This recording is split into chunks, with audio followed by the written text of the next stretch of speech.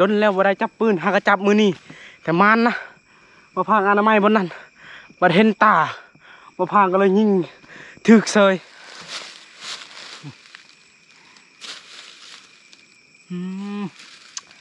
เห็นอะไรกินพ่อแม่พี่น้องมานแล้วทักทายสบายดีตอนแรงเฮากะสิปันกินข้าวกับสิไปรัดกับไอเฮียงนะในเดือนกะมาหอดแล้วเพิ่นกะสิไปทางนี้เลยกับไอใหม่ว่าพังไปกับไอเฮียงแต่ว่าพังมีเสื้อใหม่ ดีใจลุงเพิ่นเอาให้เสื้อทหารกะต้องขอบใจลุงปันกินข้าวก่อนปันกินข้าวแล้วกะไปรัดเอาเหือไปนะในเดือนก็มาหอดแล้วบางกระสอบบางเลยบางเขา3-4ตัวพุ่นปืนพัดลมไอใหม่ไปทางไหนขึ้นทางเกาขึ้นเทิงพุ่นขึ้นไปหาสัตว์ใหญ่ก่อนเนื้อพุ่นย้อนดังเปิดจะบูกูบิงมาเรื่องบ่นะไอเดือนเลยไปทางไหนใจมองก่อนคือมองใส่มองเฮียงเลยวันนี้ไปสบายดีมันได้เงินเท่ากันรอขึ้นเนาะได้เสือเนี่ยรอขึ้นตุยหรือจอยเด่นนี่ตุยจอยเด่นตุยจอยจักโลแกมตุ้ยแกมตุ้ยปลา60 โลนี่จะตุยบ่คันตุ้ยละ64ตรงนี้องค์หักบ่ได้องค์หักคางหักมาให้เขาใช้มองรถเขากลับมาแล้วใช้มองแล้วพักนี่บ่ไอ้ว่านอนหลับชินจนเขาไม่ได้ไปหับเฮาตายแต่ยังมาถึงตอนนี้กินข้าวกะอิ่มเรียบร้อยแล้วเฮากะสิเอาของลิ้นในเดือนนะสิลองเป็นในพานเพราะว่ามื้อนี้นะของลิ้นพอพังกะสร้างแป้งกะยังบ่ทันแล้วนะก็เลยยืมของไอเดือนก่อนไอเดือนเพิ่นกะไปใส่หม้องตอนแรงเพิ่นกะไปรัดนะเอาถ้าติดตามอยู่พุ่นเลยว่าสิมานหรือบ่นะ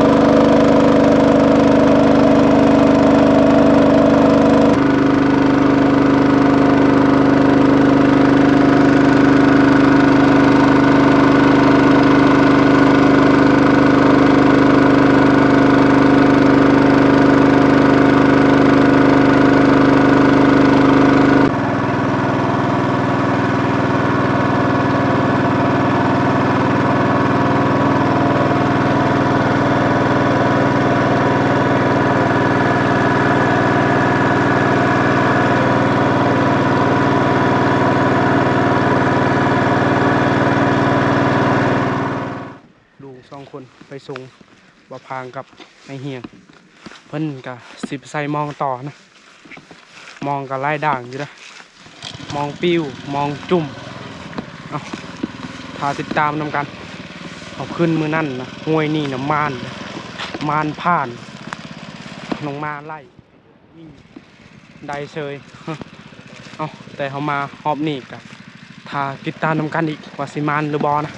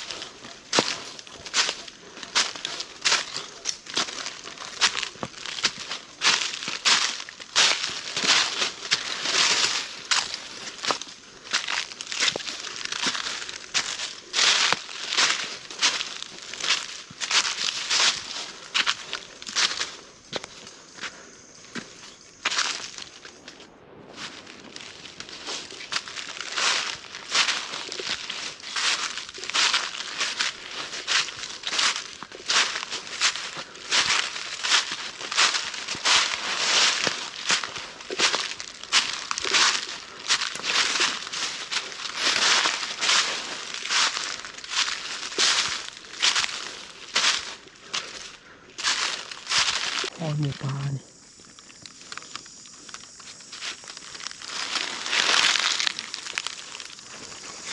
มันไปแคมทางเลยบนนี้กะมะม่วงไข่มีหมากอยู่เลยหมากซ้ำปูมือเลยแหละนี่ถ้ามะม่วงนี่สุกก็หอกมอก็หอกน้อยบางมันก็เข้ามากินอยู่เลยตอนนี้เราไปนะครึ่งแล้วไก่สิหอนห้วยแล้วพอแต่มาให้แข็งนะ3 กุ๊ก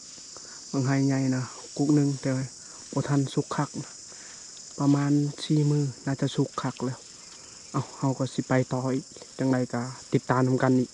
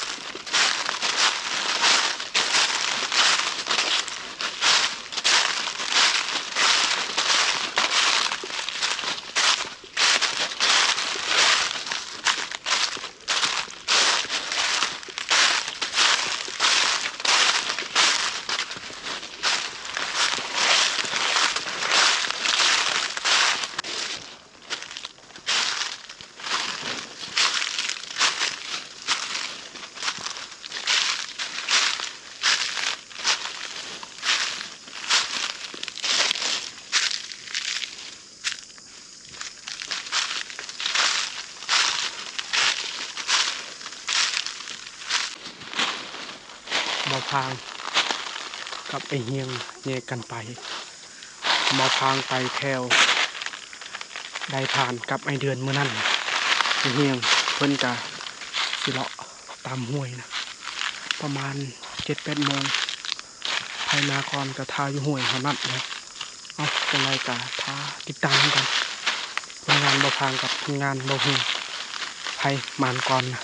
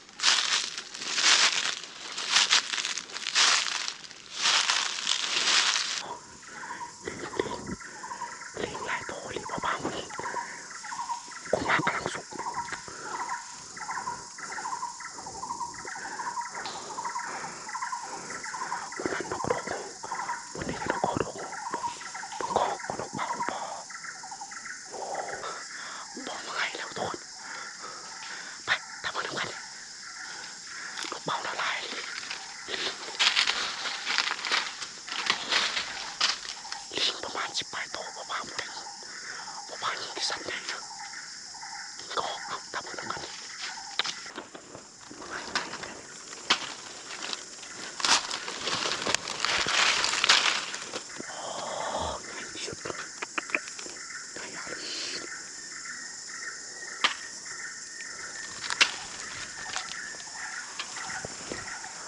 กำลังดก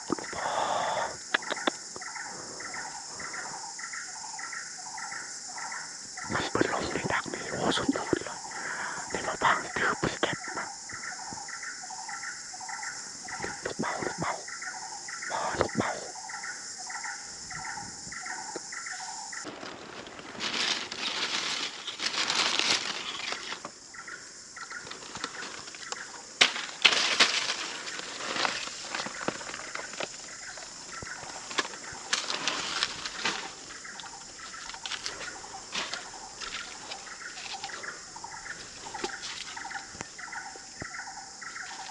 พอพัง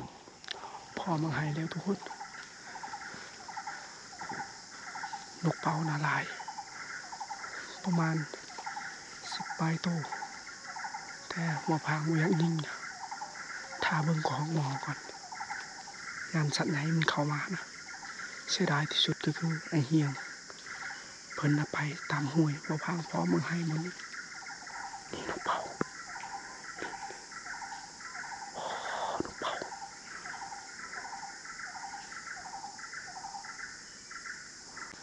คันมี2 คนนะขึ้นมานอนดักยูพีเลยบางรู้ว่าเห็นมั่นใจ100%เลยเพราะว่ามังไห้ใหญ่ซ้ำโปรตีนเว้าขอโทษนำใหญ่อะลีเอาติดตามนำกันว่าบ่พางสิได้หยังนะไปฝากทีมงาน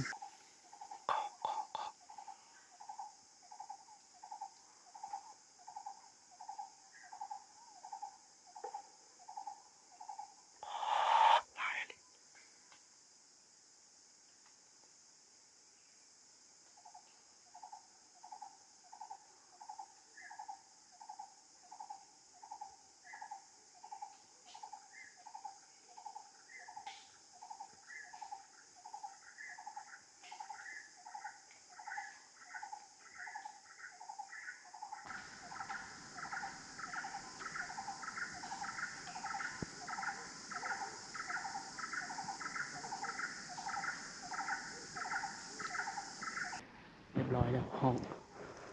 ตัวหนึง เรียบร้อยแล้วคอกหลายเลยได้ตัวแรกแล้วลุ้นต่อไปอีกพอของมันเข้ามาเทื่อละ4-5 โตเว้ยพี่น้องนี่วันนี้3 โตมาพังบ่อยากยิงมันยากทีนี้มันยากขึ้นมาพังยิงวันนี้ได้แล้วยังบ่ตกจะน้อยจังไปเก็บเอาลุ้นต่อไป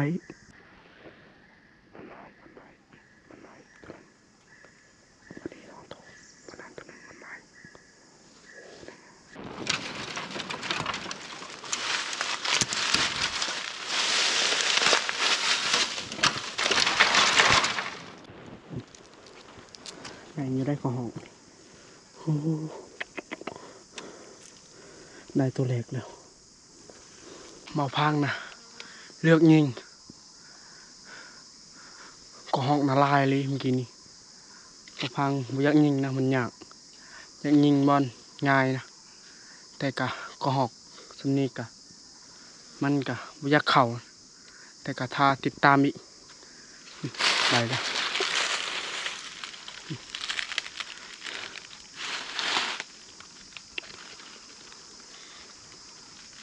ก็หอกตัวแม่เอาท่าติดตามพอได้3 ตัวก็คือว่าโอเคอยู่โอ้ขาแดง6 ตัวมาพังบ่ยิงนะสิยิงก็หอกกับก็หอกหมอแต่ก็หอกหมอบ่เข้าก็เลยยิงเอาก็หอกน้อยนะ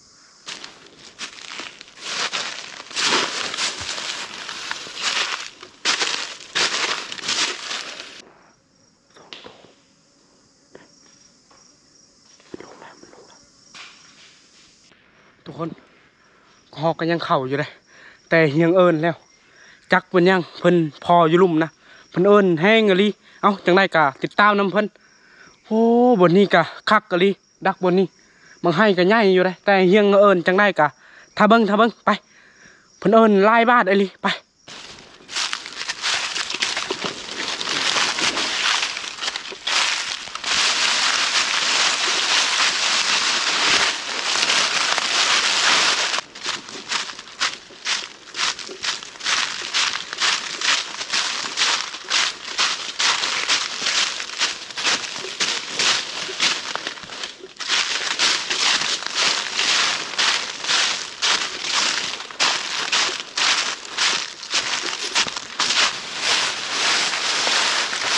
กับบ่ใส่เฮือพี่น้อง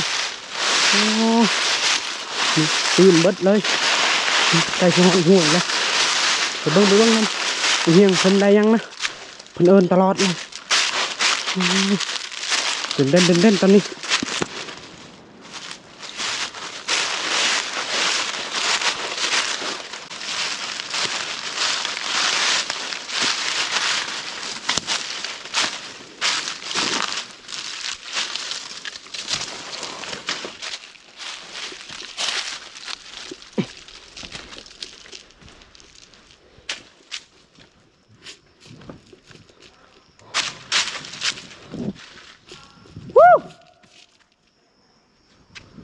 โอ้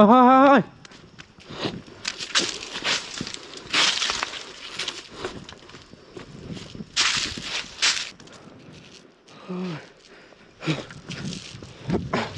ยังลุ้นใจอยากขาดเลยเมื่อย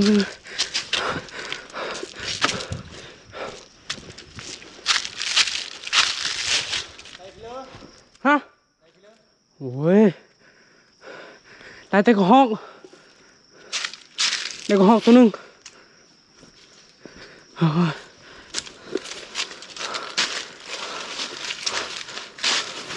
โอ้ทางขึ้นก็ยากนะหอดไอ้เนียงคำเลยพอยังไง คอยเอิญเจ้านี่นะนึ่งนี่คอยยันเจ้าลงป่าอันช่องมาเลยคอยเห็นจักมันมาแต่ใส่อันขาแดงมันจะพุ่นป้อเป็น10อะไรคอยไล่ลูกมันนี่คิดว่ามันสิตกแต่มันอุ่มไว้พอตกคอยคิดว่ามันต้องมีกุ้งมาให้เท่านี้แบบว่าคอยเอิญให้เจ้ามาเลยก็ตกลงกันเลยสิไปหามังให้ตัวมันคำก่อนจะสิไปได้บ่ น้องพอมังไห้ กี่ใช่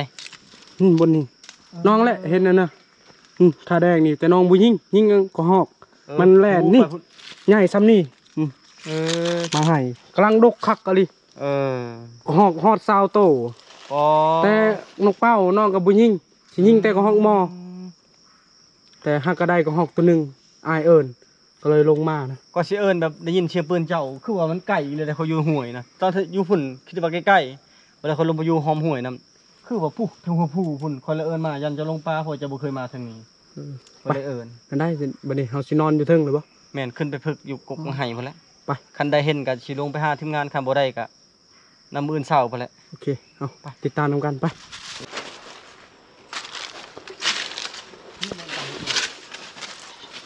เดิหอดต้นมะไห่แล้วเฮียงไปก่อนไอเฮียงแฮกบอลดักเฮียงก็หอกอื่นนะมันบนแล้วก็ไปพุ่นนี่ไปพุ่น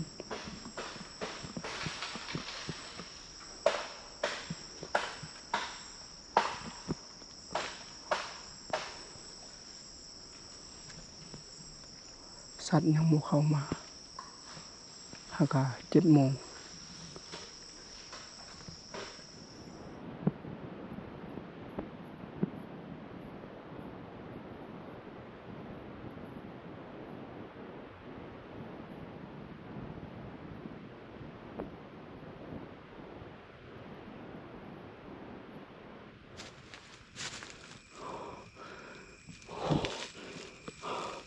แต่ว่าบ่ถึก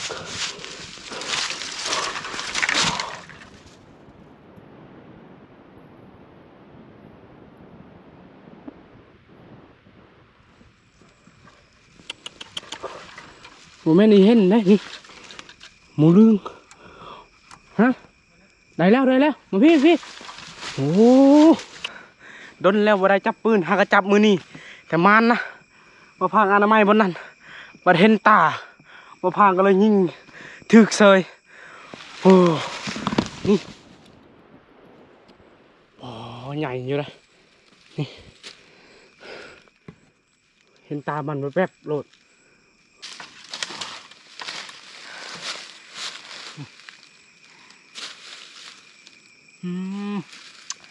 เห็นอะไรกินพ่อแม่พี่น้องมานแล้วโอ้สุดยอดใหญ่อยู่เลยนี่เอากันยังสิดักเห็นอมกับบางนะบางรัวจังได้กับทาติดตั้นกันคันม่านบ่พางกับสิทายคันบ่ม่านบ่พางกับสิทายมืออื่นเลยเอาสำหรับคลิปนี้กับผมมีอย่างไรก่อนอื่นก็ต้องขอบใจพ่อแม่พี่น้องติดตามและให้กำลังใจคลิปหน้าพอกันไหมบ๊ายบาย